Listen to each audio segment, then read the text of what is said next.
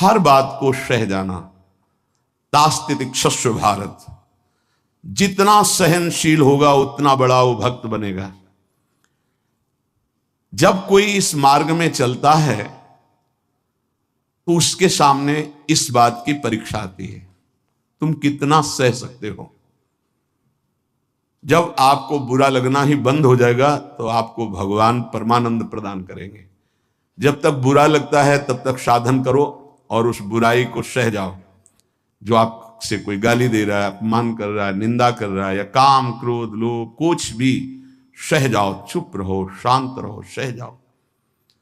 नहीं, किसी से कह देते हैं तो हृदय थोड़ा खाली हो जाता है, तो कहते हैं यहां नहीं होगा। रहीमन मन की मन व्यथा रखिए मन में गोए, ये दिव्य सिद्धांत है। कहू ते कछ दुख घटी होई, कहने से दुख कम हो जाता है, पर काहि कहो यह जान न कोई, पर किससे कहूं इस बात को कौन जानेगा। तो रहीमन मन की मन व्यथा रखिए मन में गोए, सुनी छलई हैं लोग सब बांट न ले है कोई।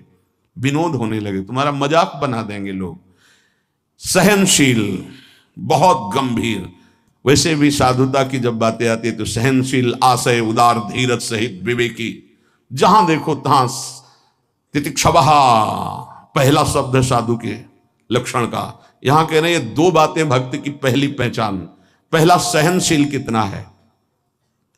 लोग उसे बुरा कहेंगे, उसकी हंसी उड़ाएंगे, उस पर कटाक्ष मारेंगे, उसका अपमान करेंगे, उसको छोड़ देने की धमकी देंगे, उसको लड़ने के लिए उत्साहित करेंगे, उसकी पराजय भी हो सकती है, पर वो शांत गंभीर अपनी अंदर की वृत्ति को कभी विचलित ना होने दे, सह जाए। बहुत ध्यान देने की बात है। भजन करके उसे बचाना कठिन, बचा के पचाना कठिन, ये है भजन करना और उसको बचाना और उसको पचाना। आपको बुरा कहेंगे, पूज्य बाबा कह रहे, हंसी उड़ाएंगे, आपके कटाक्ष मारेंगे, बड़ा भजनानंदी बनता है, किसी से तो बात ही नहीं करता है, अपने को कुछ ज्यादा ही भगत समझते हैं क्या। ऐसे क्या क्या कटाक्ष करेंगे, आपको लड़ने के लिए उकसाएंगे, उत्साहित करेंगे कि आप लौट कर उनको जवाब दीजिए, लड़िए। वो ऐसा महसूस करवाएंगे कि आप हार गए, चुप हो गए, आप दब गए। चुप हो जाओ, हार जाओ, हरि को हरि नाम, मौन होकर चुपचाप सह जाओ। इस गुण से अध्यात्म की उन्नति बहुत जोर की होती है।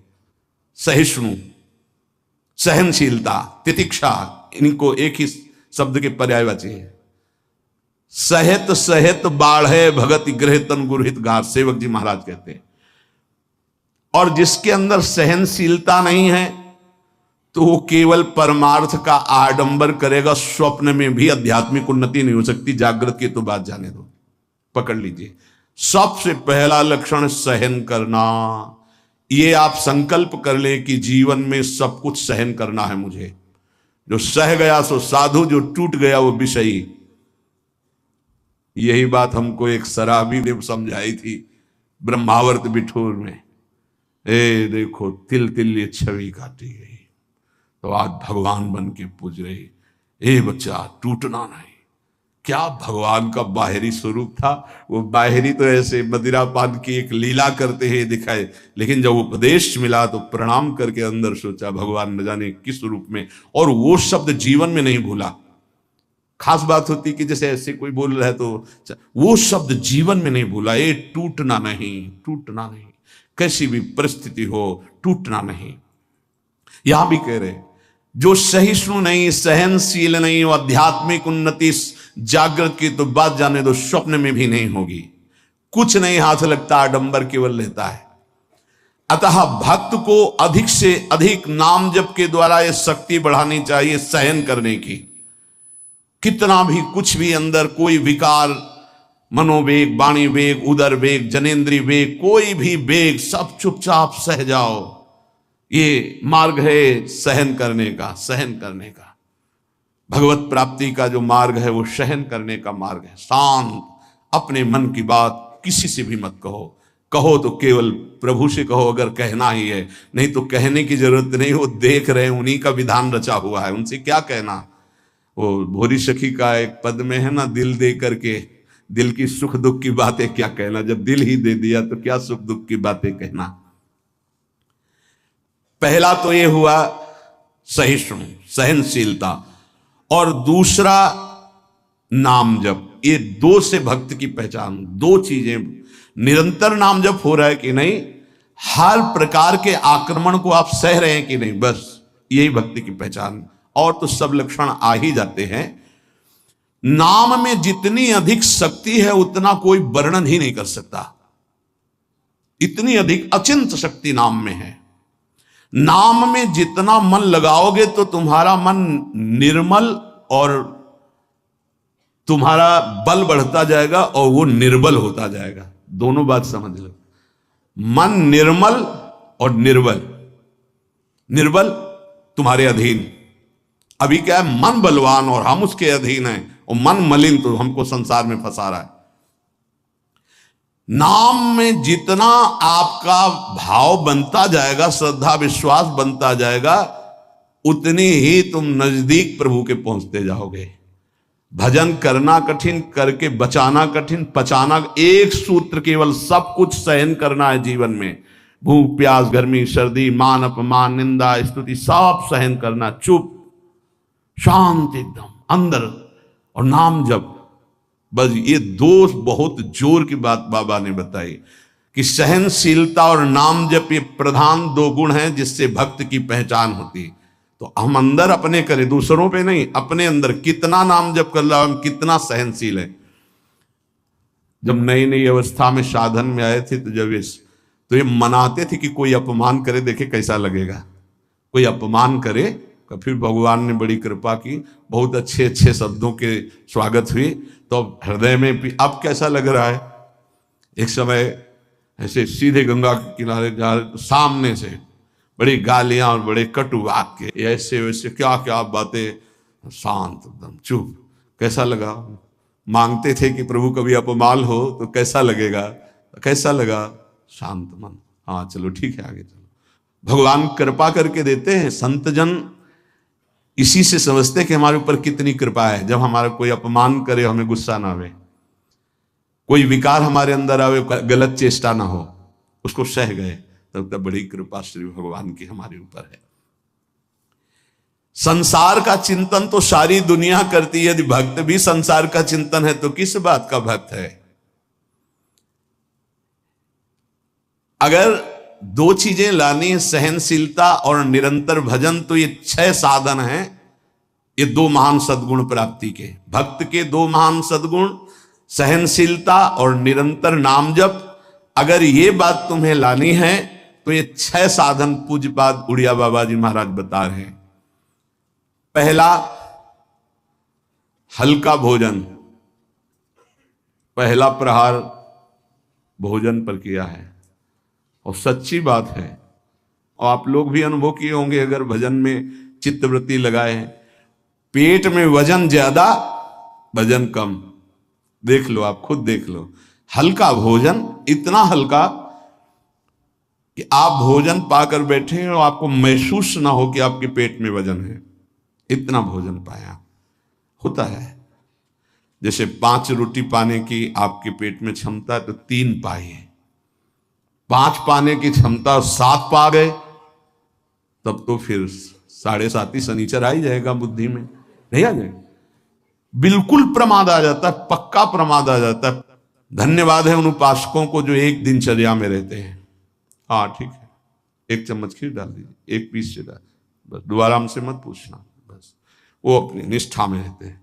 ये आहार विहार ही भजन में सबसे ज्यादा सहयोगी है और बाधक भी है। हल्का भोजन लिख रहे हैं बाबा। हल्का भोजन मतलब सुपाच्य भोजन और आधा पेट भोजन। एक दिन चर्चा हुई थी, अगर याद हो पीछे, 400 ग्राम अन्न में 24 घंटे में बहुत स्वस्थ शरीर रह सकता है। केवल रसेंद्री फंसा है, रसेंद्री।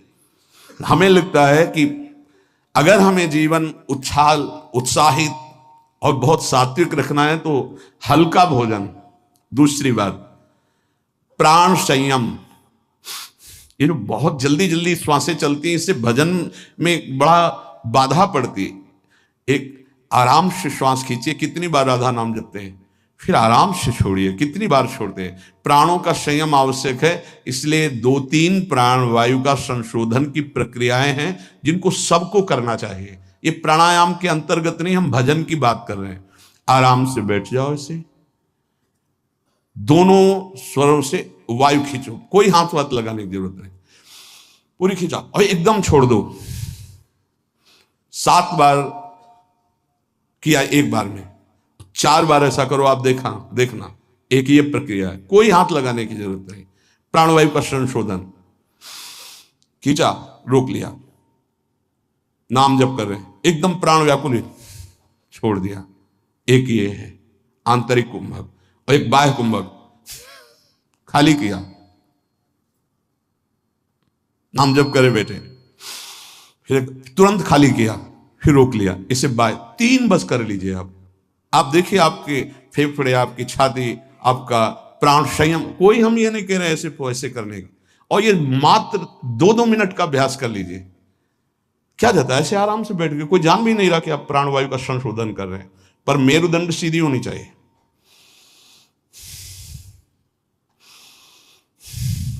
जितना अधिक खींच पाओ, अधिक छोड़ पाओ, 6 बार, 7 बार, 8 बार, बस, इससे ज्यादा नहीं। और ये 4 बार दिन में, एक बाह्य कुंभक, एक आंतरिक कुंभक, ये 5-5 बार कर ली। आप देख लीजिए आपका प्राणवायु कितना, जितना प्राणवायु पवित्र होगी उतनी सुंदर अन्न पाचन क्रिया होगी, और उतना ही आपके मस्तिष्क में एक गुदगुदाहट सी, ध्यान करने की इच्छा होगी। मंत्र जपोगे तो एक प्यारा लगेगा। अब जब प्राणवायु किसी की देखो ना, एकदम अगर एकांत कमरे में हो तो ऐसा लग रहा है जैसे धौंकनी चल रही, क्योंकि स्थूल प्राणवायु है, उसकी आवाज अलग ही सुनाई देगी।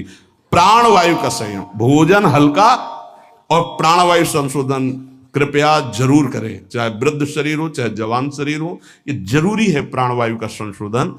अपने तो किडनी खराब हो गई, तब से बंद हो गए, नहीं तो 45 मिनट केवल प्राणवायु संशोधन होता, तो 45 मिनट व्यायाम, और उस समय केवल भगवदा का नाम चलता था। 1 सेकंड के लिए ऐसा नहीं कि प्राणवायु संशोधन करे, नाम छूट जाए, या व्यायाम करने नाम छूट जाए।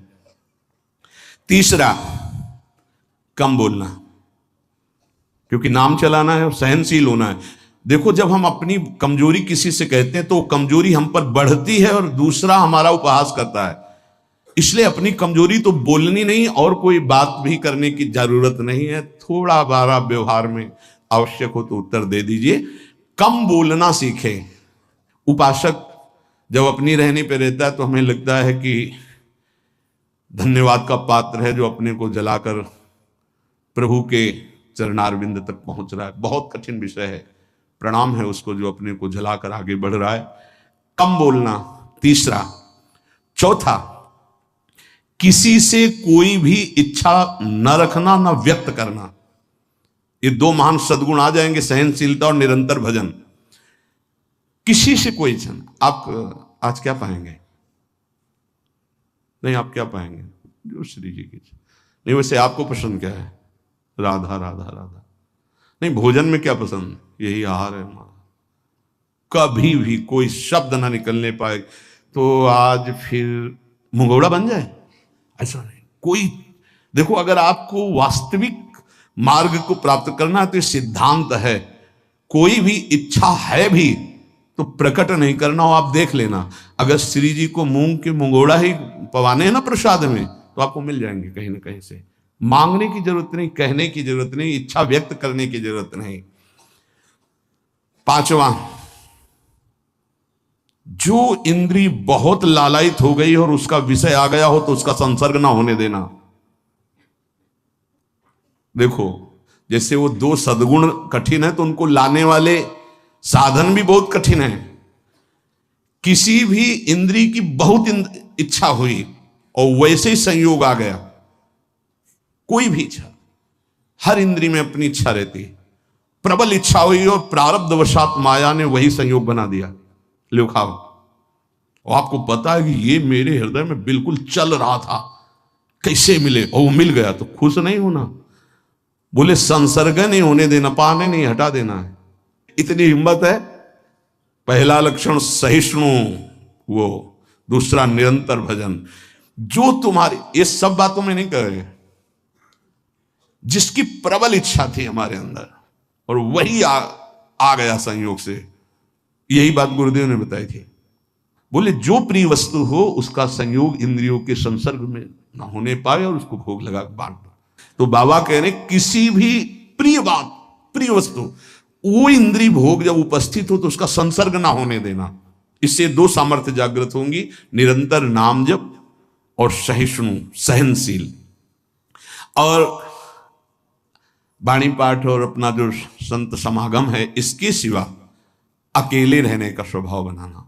इसमें भी जो अपने प्रियजन परिवार के जन, उनको लगने लगता है अकेले बैठे क्यों रहता है, अरे वो अपने साधन में बैठा है, उसके लिए डिस्टर्ब थोड़ी होना कि अकेले क्यों बैठे। धन्य भाग है जैसे अपने लोगों को सूचना मिलती कि एकांत ही चुपचाप बैठा रहता, तो अपने को पता है, अपना हृदय शीतल होता है कि सही मार्ग है, सही मार्ग है। एकांत देश में रहने का स्वभाव होना, प्राणों का संयम होना, भोजन बहुत हल्का सात्विक होना, कम बोलना, किसी भी तरह से अपनी इच्छा को किसी के सामने प्रकट ना करना। अगर हमारे अंदर इच्छा, छठवां, अगर हमारे अंदर इच्छा आ ही गई है और उसके अनुसार प्रारब्धवशात संयोग बन जाता है उस भोग का, तो इंद्रियों का संसर्ग ना होने देना। इन 6 साधनों से ये 2 बात महान भक्त के अंदर आ जाएंगी कि वो सहनशील हो जाएगा और उसका निरंतर नाम जप चलने लगेगा। भक्त वही है जो प्रभु के नाम को परम धन, परम जीवन मानता है और हर समय ऐसे नाम जप में लगा रहता है जैसे संसारी पुरुष धन कमाने में। जो जितना भगवान नाम का संग्रह कर लेगा वो उतना ही उच्च भावना वाला बन जाएगा। भक्ति से क्या मिलता है जानते हो? भाव की ऊंचाई। बाजार में वस्तु का अगर भाव ना हो तो सड़ती रहती है, ऐसे ही भक्ति से भाव प्रकट होता है। भावहीन पुरुष सड़ता रहता है, नरकों में दुर्गति होती रहती है। अगर मनुष्य शरीर में भी है, वो विविध प्रकार की दुर्वासनाओं से सड़ता रहता है, जलता रहता है। और भक्त भावोत्सवेन भजताम रस काम धेनु, भाव में डूबा आनंद मगन रहता है। ये भाव कहां से आता है? जितना नाम रूपी धन एकत्रित करोगे उतना ही महंगा भाव आपके अंदर आ जाएगा। बोले ये तो प्रिया प्रीतम की लीला में डूबे रहते हैं, भाव कहां पहुंचा दिया? अभी कहां है? काम भाव, क्रोध भाव, लोभ भाव, अभी तुम्हारा भाव गिर गया। भाव उठाओ तो बोले कहां है? बोले प्रिया प्रीतम के भाव में। बोले ये कहां है? बोले काम भाव में, क्रोध भाव में, लोभ भाव में। भाव ही सब कुछ है। भगवान को पुकार करके साक्षात सामने प्रकट करने की सामर्थ्य भाव में ही है। भाव पूरित टेर ही करती मुझे लाचार है, भाव बिन सुनी पुकारे मैं कभी सुनता नहीं। बात ध्यान करो, भाव सारा। और ये भाव कहां से आता है? पूज्य उड़िया बाबा कह रहे जो भक्त जितना अधिक नाम जप कर लेता है उतना ही बढ़िया भाव उसका बन जाता है। जो नाम कीर्तन पर विश्वास करता है कि नाम कीर्तन कर रहा हूं तो मेरे प्रभु यहीं बैठे सुन रहे हैं, भक्त का सदैव ऐसा भाव रहता है। मैं पद गायन कर रहा हूं, मेरी प्रिया लाल मुस्कुरा रहे हैं, वो सुन रहे हैं। वाणी श्री ध्रुवदास जी की सुन जोरी मुस्कात। अगर तुम्हें भाव नहीं आ रहा तो आचार्यों ने लिखा है कि जब 42 लीला गाई जाती है तो जोरी प्रिया प्रीतम परस्पर देखकर मुस्कुराते हैं और गायन और श्रवण करने वाले उपासकों पर कृपा करते हैं। जो सांसारिक पुस्तकों को, समाचार पत्र को और विलासिता भरी, काम भरी बातों जिसमें लिखी हुई ऐसी पुस्तिकाओं को जो पढ़ते हैं वो कभी भक्त नहीं बन सकते। तो बाबा के समय मोबाइल नहीं चला था 60-70 वर्ष पहले। ये तो 35 वर्ष बहुत बहुत हुए होंगे, नहीं मोबाइल को भी लिख देते, क्योंकि उस समय पत्रिका ही गंदी बातों की लिखा पढ़ी वाली बातें पढ़ी। अब तो मोबाइल वाली बातें हैं। वो भक्त नहीं हो सकता जो गंदी बातें देखता है। नहीं नहीं, आपको तो अपनी वृत्ति पवित्र करनी, बचानी है। बहुत सावधानी की जरूरत है। एक छोटा सा बच्चा 13 वर्ष का, एकांतिक में, बहुत सुलझा व्यक्तित्व, अवस्था 13 वर्ष की, व्यक्तित्व बहुत सुलझा। जब वो अपने संयम की बात तो हम कहा भाई मोबाइल तो नहीं रखते, उनका लैपटॉप रखते, तो हम कहा उसमें भी वही गलती होती है क्या? क्योंकि कभी हमने तो तो बोले हाँ, सर्च करके वैसे किया जा सकता है। तो उनका फिर तो गलती होने की संभावना है। बोले हो चुकी है गलती, अब संभाल लो। छोटे छोटे बच्चों में गलती कराने की सामर्थ्य इस मोबाइल लैपटॉप में है। विश्वास कीजिए, बहुत बढ़िया समय है, निकल चलो। ये माया फंसाने के लिए सब सूत्र फेंकेगी, आपको फंसना नहीं है। कोई सुख नहीं, केवल जलन, केवल अशांति, केवल समय नष्ट होना। भक्त वही है जिसको भगवान से भी अधिक संत महात्मा प्यारे लगे। सातों सम्मोहिमय जग देखा, भगवान श्री राम कह रहे हैं सबरी जी के सामने, सातों सम्मोहिमय जग देखा मोते अधिक संत। पूज्य बाबा कह रहे हैं भक्त वही जिसे संत भक्त महात्मा भगवान से भी बढ़कर प्यारे लगे। आज राम जी के प्यारे हमें मिल गए, आज श्याम जी के प्यारे में, आज प्रियाजू के प्यारे मिल गए। वैकुंठ प्रिय दर्शना दुर्लभो मानुषो देहो देही नाम क्षण भंगु रहा तत्रापि दुर्लभम मन्नेत वैकुंठ प्रिय दर्शनम। आहा, भगवान के प्यारों के दर्शन प्राप्त होना। भक्त वही है जिसकी जिह्वा हर समय नाम जप में लगी रहती है और बातों के लिए वो मूक हो गई है। नारायण हरि भजन में पांचों न सुहाग, जो सच्चाई से मार्ग में चल रहा है उसको अच्छा ही नहीं लगता। विषय भोग, निद्रा, हंसी, जगत प्रीति, बहु बात नहीं अच्छा लगता। भक्त वही है जो अपने चित्त को सुरक्षित रखता है। लोग और सब बाहरी वस्तुओं को सुरक्षित रखने की चेष्टा करते हैं पर चित्त को गंदा कर देते हैं। गंदा चित्त, गलत चिंतन। भक्त बाहरी वस्तुओं की सुरक्षा हो, चाहे आग लग जाए, लेकिन चित्त में सुरक्षा में कोई फर्क ना पड़े। चित्त हमारा चित्तचूर के चिंतन में लगा रहे। जहां तक बन सके अपने चित्त को बचाने की कोशिश करो। साधक अपने चित्त को सुरक्षित रहता है, अपने चिंतन को सुरक्षित रखता है। वही साधक है जो चिंतन को सुरक्षित रखे। और कोई परवाह नहीं, सुरक्षा रहे या ना रहे, चित्त सुरक्षित है तो निरंतर चिंतन का प्रभाव भगवत साक्षात्कार करा देगा। भक्त वही है जो प्रभु से केवल प्रभु को मांगता है। ध्यान दीजिए, भक्त वही है जो प्रभु से केवल प्रभु मांगता है कि आप चाहिए आप, हमें और कुछ नहीं चाहिए, बस आप मेरे हैं, मैं ऐसा मस्त रहूं, बस ये हमें चाहिए और कुछ नहीं। आपसे आप चाहिए, बस आपसे आपकी माया का कुछ नहीं चाहिए, आप चाहिए। भक्त वही है जो भारी विपत्ति काल में किसी भी व्यक्ति का सहारा न लेकर इष्ट के भरोसे रहता है। ये बहुत कठिन बात है। जब आपके अंदर कोई समस्या जागृत होती, विपत्ति जागृत होती, तो आपका मन कहां जाता है? प्रियाजू पे या किसी व्यक्ति, किसी सलाहकार मित्र, यार हम बहुत समस्या में हैं, बहुत हमारा मन अशांत है। नहीं, नहीं कहना। प्रभु की छवि लो और छाती से लगा के उनसे बात करो, हमारा चित्त बहुत अशांत है, प्यारे आप संभाल लो। या बाहरी कोई विपत्ति है तो आप बात करके देखो ना कभी, पर भाव नहीं है तो बताया नहीं। फिर वो भाव बिन सुनी पुकारे मैं कभी सुनता नहीं। इसीलिए नाम जब से भाव का जागरण होता है।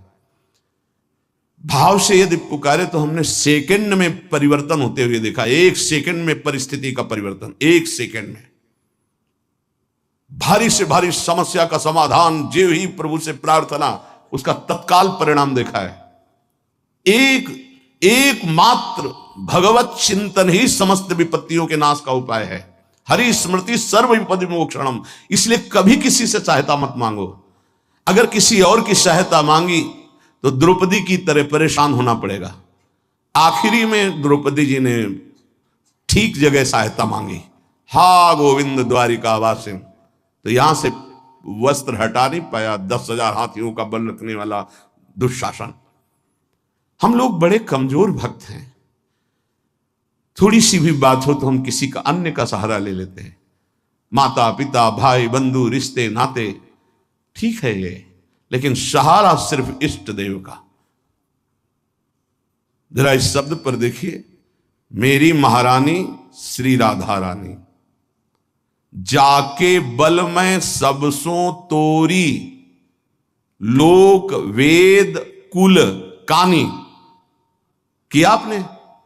तोड़ा आपने। सब सो तोरी लोक वेद कुल कानी, तब असलियत में मेरी महारानी श्री राधा रानी। बाबा कह रहे हैं भक्त वही है जो भारी विपत्ति काल में किसी भी व्यक्ति की सहायता के लिए न देखे, केवल प्रभु की तरफ। अब वो क्या रूप रख करके आते हैं वो देखेंगे, लेकिन किसी अन्य आश्रय में ना आ जाए, नहीं तो हमारी भक्ति बाधित हो जाएगी। प्रहलाद जी ने किसी को पुकारा क्या? किसी भक्त के जीवन में देखो, किसी के पास गए क्या हाथ जोड़ के कि जमींदार या बादशाह या किसी कि आप हमारा सहयोग कर दो? नहीं, प्रभु देखेंगे। और वो ऐसे अंतिम समय तक कोई सहयोग नहीं कि अब अगला कदम जाएगा ये गिरेगा, और उसी कदम पे प्रभु ऐसे बस आखिरी दम तक वो देखते कि शायद कोई अंदर से पुकार पड़े किसी और को।